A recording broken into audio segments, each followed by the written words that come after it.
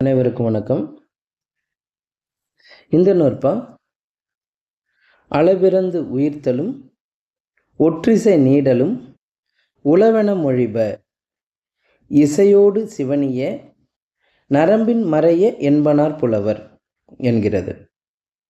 அப்போ அளபடை பற்றிலாம் நம்ம ஏற்கனவே பார்த்துருக்கோம். ஒவ்வொரு எழுத்துக்கான மாத்திரை அளவு பார்த்துருக்கோம். அதனுடைய நீட்சியாக நீண்டு ஒலிக்கின்ற தன்மையாக அளபடை பார்த்துருக்குறோம். ஆனால் அதுக்கும் மேலாக ஒலிக்கப்படுதே அப்படின்னு ஒரு கேள்வி வருது இல்லையா?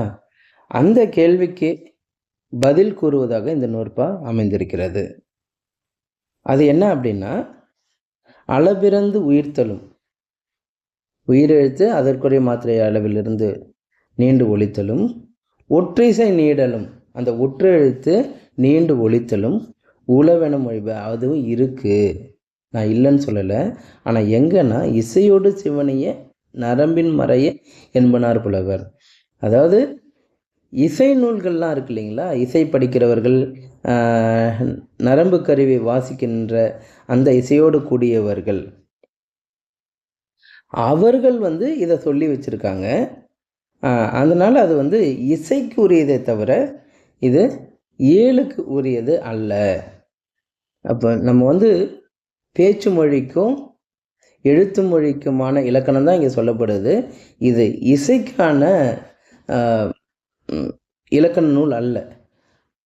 அந்த இலக்கண நூல்களில், இசைக்குரிய அந்த நூல்களில் இந்த நீண்டு ஒலிக்கின்ற தன்மையுடைய உயிரெழுத்துக்களையும் மெய்யெழுத்துக்களும் அந்த ஆசிரியர்கள் குறிப்பிடுவார்கள்.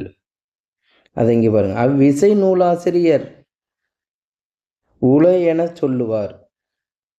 அதனால் அது இருக்குது, ஆனால் அது பேச்சு மொழியில் எழுத்து மொழியில் அல்ல, அது இசைக்குரியது என்கின்ற கருத்தை இறுதி நூற்பாவாக இது ஏறக்குறைய ஒரு புறநடை நூற்பா தன்மையில் இந்த நூற்பாவை அமைத்திருப்பதாக நாம் எடுத்துக்கொள்ள வேண்டியிருக்கிறது என்ற செய்தியை கூறி இந்த இயல் இத்துடன் முற்று பெறுகிறது என்பதையும் கூறி நன்றி, வணக்கம்.